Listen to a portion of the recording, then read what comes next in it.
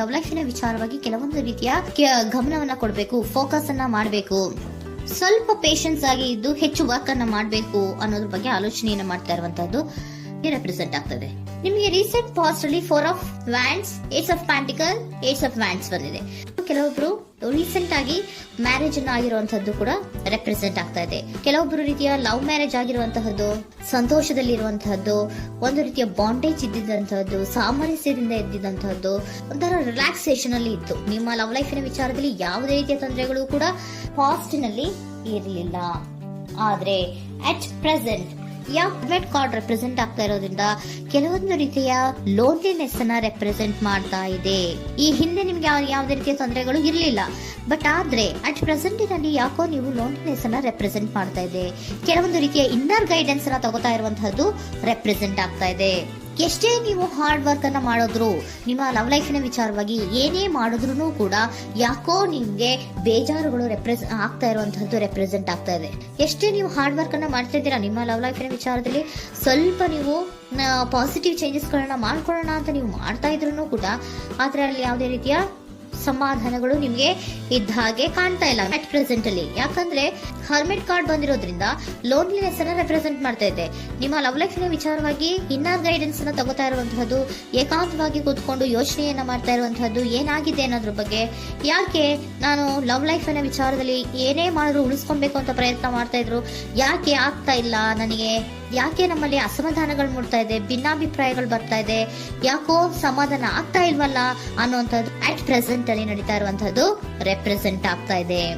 ಬೇಜಾರಿನಲ್ಲಿರುವಂತಹದ್ದು, ಸಮಾಧಾನ ಇಲ್ಲದೆ ಇರುವಂತಹದ್ದು, ಇನ್ನರ್ ಗೈಡೆನ್ಸ್ ಅನ್ನ ಕೇಳ್ಕೊತಾ ಇರುವಂತಹದ್ದು, ಏನಾಗಿದೆ ಅನ್ನೋದ್ರ ಬಗ್ಗೆ ನಿಮ್ಮನ್ನ ನೀವೇ ಪ್ರಶ್ನೆಯನ್ನ ಮಾಡ್ಕೊತಾ ಇರುವಂತಹದ್ದು ಅಥವಾ ಆತ್ಮಾವಲೋಕನೆಯನ್ನ ಮಾಡ್ತಾ ಇರುವಂತಹದ್ದು ಅಟ್ ಪ್ರೆಸೆಂಟ್ ಅಲ್ಲಿ ರೆಪ್ರೆಸೆಂಟ್ ಆಗ್ತಾ ಇದೆ.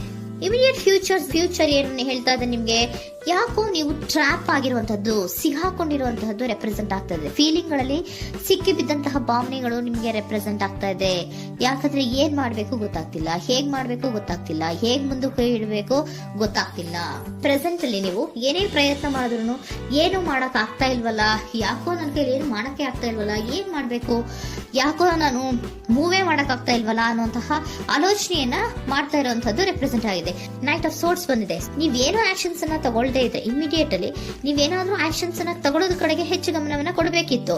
ಬಟ್ ನೀವು ಟ್ರ್ಯಾಪ್ ಆಗಿರುವಂತದ್ದು, ಅಲ್ಲೇ ಸಿಗಾಕೊಂಡಿರುವಂತದ್ದು, ಏನು ಮಾಡಕ್ ಗೊತ್ತಾಗ ನೀವು ಹಂಗೆ ನಿಂತಿರುವಂತದ್ದು ರೆಪ್ರೆಸೆಂಟ್ ಆಗ್ತಾ ಇದೆ. ಬಟ್ ನೀವು ಮಾಡ್ಬೇಕಾಗಿದ್ದೇನೋ ಏನಾದ್ರೂ ಆಕ್ಷನ್ಸ್ ಅನ್ನ ಕ್ವಿಕ್ ಥಿಂಕಿಂಗ್ ಅನ್ನ ಮಾಡಿ ಏನಾದ್ರೂ ಒಂದು ಆಕ್ಷನ್ಸ್ ಅನ್ನ ತಗೋಬೇಕಿತ್ತು. ನಿಮ್ಮ ಇಮಿಡಿಯೇಟ್ ಫ್ಯೂಚರ್ ನಲ್ಲಿ ಏನಿದೆ, ಸ್ಟ್ರೆಂತ್ ಇದೆ, ಒಂದು ಭದ್ರತೆ ಇದೆ, ಒಂದು ಸ್ಟ್ರಾಂಗ್ ಬಾಂಡೇಜ್ ಇದೆ.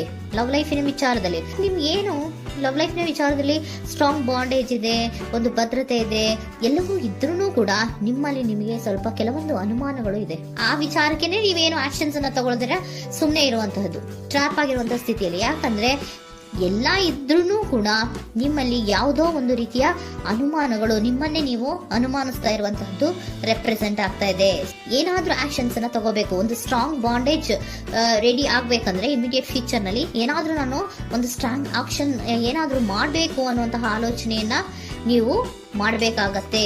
ಆತರ ಮಾಡಿ ನೀವು ಇಮಿಡಿಯೇಟ್ ಫ್ಯೂಚರ್ ನಲ್ಲಿ ಕೆಲವೊಂದು ರೀತಿಯ ಕಮ್ಯುನಿಕೇಶನ್ ಗಳನ್ನ ಮಾಡುವಂತದ್ದು ರೆಪ್ರೆಸೆಂಟ್ ಆಗ್ತಾ ಇದೆ. ಒಂದು ಸ್ಟ್ರಾಂಗ್ ಬಾಂಡೇಜ್ ಇರಬೇಕು. ಇದೇ ನಿಮ್ಮ ಬಾಟಮ್ ಆಫ್ ದ ಡಕ್ ಕೂಡ ಹೊಂದಿರುವಂತಹದ್ದು. ಪೋಷಣೆಯನ್ನ ಮಾಡಬೇಕು. ಸ್ವಲ್ಪ ಯಾಕೆ ಪೋಷಣೆಯನ್ನ ಮಾಡಬೇಕು ಅಥವಾ ಹೆಚ್ಚು ಗಮನವನ್ನ ಕೊಡಬೇಕು, ಫೋಕಸ್ ಅನ್ನ ಕೊಡಬೇಕು ಅಂದ್ರೆ, ನೀವು ಟ್ರ್ಯಾಪ್ ಆಗಿರುವಂತಹ ಸ್ಥಿತಿಯಲ್ಲಿ ಇದ್ದೀರಾ, ಏನೂ ಮಾಡ್ತಾ ಇಲ್ಲ.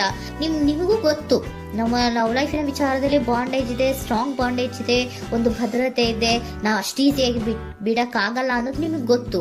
ಆದ್ರೆ ನೀವು ಏನಾಗಿದ್ದೀರಾ, ಟ್ರ್ಯಾಪ್ ಆಗಿದ್ದೀರಾ, ಯಾವುದೇ ರೀತಿಯ ಆಕ್ಷನ್ಸ್ ಅನ್ನ ತಗೋತಾ ಇಲ್ಲ. ಸೊ ಯಾವಾಗ ನೀವು ಆಕ್ಷನ್ ಅನ್ನು ತಗೊಳ್ಳೋ ಕಡೆಗೆ ಹೆಚ್ಚು ಗಮನವನ್ನ ಕೊಡ್ತೀರೋ ಅಲ್ಲಿ ಒಂದು ರೀತಿಯ ಸ್ಟ್ರಾಂಗ್ ಬಾಂಡೇಜ್ ಅನ್ನ ಬರುವಂತದ್ದು. ಆಗ ನೀವು ಕರೆಕ್ಟ್ ಆಗಿ ಕಮ್ಯುನಿಕೇಶನ್ಸ್ ಅನ್ನ ಮಾಡಕ್ಕೆ ಸಾಧ್ಯ ಆಗೋದು.